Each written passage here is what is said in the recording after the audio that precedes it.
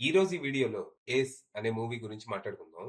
Vijay Sethupathi, Rukmini Vasanth leads గా అరుముగ్ Kumar direction లో వచ్చిన రొమాంటిక్ క్రైమ్ కామెడీ మూవీ ఇది. ఈ సినిమా స్టోరీ ఏంటి, దీని మీద నా ఒపీనియన్ ఏంటి అనేది ఇప్పుడు తెలుసుకుందాం పదండి. ముందుగా ఈ సినిమా స్టోరీ ఏంటంటే, ఈ సినిమాలో మన హీరో బోల్ట్ కాసి తన క్రిమినల్ జీవితానికి స్వస్తి పలికి కొత్త ఐడెంటిటీతో జీవితాన్ని ఫ్రెష్ గా ప్రారంభించాలని మలేషియా వస్తాడు. అక్కడ జ్ఞానం అనే వ్యక్తి సహాయంతో ఓ రెస్టారెంట్ లో కుక్ గా జాయిన్ అవుతాడు. అలా మెల్లిగా అక్కడ కమ్యూనిటీలో కలిసిపోయి నార్మల్ లైఫ్ లీడ్ చేయడం స్టార్ట్ చేస్తాడు. ఇక రీసెంట్ గా మనోడికి రుక్మిణి అనే అమ్మాయి పరిచయం అవుతది. కొన్ని రోజులకి ఆ పరిచయం ప్రేమగా మారుతది. అయితే ప్రస్తుతం రుక్మిణి ఫైనాన్షియల్ గా బాగా స్ట్రగుల్ అవుతూ ఉంటది. రియల్ ఎస్టేట్ ఏజెంట్ గా పనిచేస్తూనే పార్ట్ టైం వెయిట్రెస్ గా, సేల్స్ ఉమెన్ గా పనిచేస్తూ ఈ క్రైసిస్ నుంచి బయటపడాలని ట్రై చేస్తూ ఉంటది. ఇక రుక్మిణి పడే కష్టం చూడలేక మనోడు తనకి ఎలాగైనా హెల్ప్ చేయాలని ధర్మ అనే ఓ లోకల్ గ్యాంగ్స్టర్ తో పోకర్ ఆడి డబ్బులు గెలుస్తాడు. కానీ ధర్మ మనోడికి డబ్బులు ఇవ్వకుండా మోసం చేసి తిరిగి తనే 2 కోట్లు కట్టాలని డిమాండ్ చేస్తాడు. అది కూడా వారంలో. కట్టలేని పక్షంలో తల నరికి గుమ్మానికి దిష్టి గుమ్మడికాయలా తగిలిస్తానని వార్నింగ్ ఇస్తాడు. అలా మనోడు తన గర్ల్ ఫ్రెండ్ కి ఏదో హెల్ప్ చేద్దామని ట్రై చేసి తన నెత్తి మీదకి తెచ్చుకుంటాడు. దాంతో బాగా ఆలోచించి ఓ బ్యాంక్ రాబరీ చేయాలని ప్లాన్ చేస్తాడు. ఈ ప్రాబ్లమ్స్ నుంచి బయటపడాలంటే బ్యాంక్ కి కన్నం వేయడం తప్ప వేరే ఆప్షన్ లేదని ఈ ప్లాన్ వేస్తాడు. మరి తర్వాత ఏం జరిగింది, అసలు మనోడు వేసిన ప్లాన్ ఏంటి, ఈ ప్లాన్ లో తనకి సహాయపడింది ఎవరు, ఇంతకీ రుక్మిణికి ఉన్న ప్రాబ్లమ్స్ ఏంటి, తన కోసం మనోడు రాబరీ ప్లాన్ చేసిన విషయం రుక్మిణికి తెలిసిందా, తెలిసాక ఏం జరిగింది, చివరికి ఈ ప్రాబ్లమ్స్ నుంచి వీళ్ళు ఎలా బయటపడ్డారు అనేది మీరు సినిమా చూసి తెలుసుకోవాలి. ఇక ఈ సినిమా నాకు పెద్దగా నచ్చలేదు. Boring and predictable screen play తో నీరసం తెప్పించింది.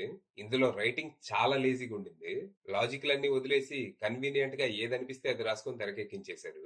వయసులో ఉన్నప్పుడు అవసరం కోసమో జల్సాల కోసమో తప్పులు చేసి తర్వాత అన్ని వదిలేసి నార్మల్ లైఫ్ బతుకుతున్న మన హీరోకి మళ్ళీ అనుకోకుండా ఒక పెద్ద సమస్య వస్తే అది సాల్వ్ చేసుకోవడానికి మళ్ళీ తన ఒరిజినల్ క్యారెక్టర్ ని బయటికి తెస్తాడు. ఇది ఈ సినిమా కాన్సెప్ట్. ఇది మనం ఎన్నోసార్లు చూసిన అరిగిపోయిన భాషా ఫార్ములానే. ఈ ఫార్ములాకి ఇంట్రెస్టింగ్ క్యారెక్టర్స్, కొద్దో గొప్ప ఎంగేజింగ్ స్క్రీన్ ప్లే రాసుకుంటే బాగుండేది. కానీ ఇందులో ఒక్క క్యారెక్టర్ కూడా ఇంట్రెస్టింగ్ ఉండదు. మిస్టీరియస్ గా ఉంచాలని హీరో గతం గురించి మనకేమీ రివీల్ చేయరు. జస్ట్ తన ఒక ఎక్స్ క్రిమినల్, తన కోసం చాలా దేశాల్లో పోలీసులు వెతుకుతున్నారు అని చెప్తారు.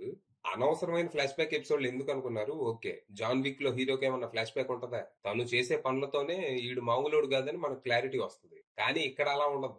ఇక్కడ హీరో వేసే ప్లాన్లు వింటే తన క్రిమినల్ రికార్డు మీద మనకి డౌట్ వస్తుంది. అలా ఉంటాయి ప్లాన్లు. అరే, నేను వెళ్ళి బ్యాంక్ లో డబ్బులు ఎత్తుకొస్తా, నువ్వు బయట బండి మీద వెయిట్ చేయి, నేను రాగానే ఎంచక్కా పారిపోతాం, ఎట్టుంటాయి హీరో వేసే ప్లాన్లు. ఇక రుక్మిణి క్యారెక్టర్ అయితే నాకు పెద్దగా అర్థం కాలేదు. తన ఇంట్రడక్షన్ సీన్ లోనేమో నీ దగ్గర డబ్బులుంటే సాయం చేయి, లేకపోతే మూసుకొని కూర్చో, అంతేగాని పక్కన డబ్బులు కొట్టేసి అవసరంలో ఉన్న వాళ్ళకి సాయం చేయకని పత్తి డైలాగ్ లేదో చెప్తుంది. కానీ చివరికి ఏం చేసింది, నీతులు పక్కన వాళ్ళకి చెబుతాం గానీ మేము పాటించాం అన్నట్టు మారిపోతుంది. ఇక యోగి బాబు ఫుల్ లెంత్ రోల్ లో నవ్వులు పూయించాలని తెగ ట్రై చేస్తారు గానీ 1-2 చోట్ల తప్ప పెద్దగా నవ్వు రాలేదు. ఇక ఇందులో ఇద్దరు విలన్స్ ఉంటారు. విలన్స్ అంటే విలన్స్ అంతే. కొద్దో గొప్ప ఈ సినిమాలో చెప్పుకోదగ్గ క్యారెక్టర్స్ అంటే ఇవే. ఇక మిగిలిన క్యారెక్టర్స్ అన్ని చాలా సిల్లీగా ఉంటాయి. ముఖ్యంగా పోలీస్ క్యారెక్టర్లను అయితే చాలా దారుణంగా రాసుకున్నారు. ఇక టెక్నికల్ గా సినిమా పర్లేదు అనిపిస్తుంది. సినిమాటోగ్రఫీ, ప్రొడక్షన్ వాల్యూస్ డీసెంట్ గా ఉండగా శామ్ సిఎస్ అందించిన బ్యాక్గ్రౌండ్ స్కోర్ బాగుంది.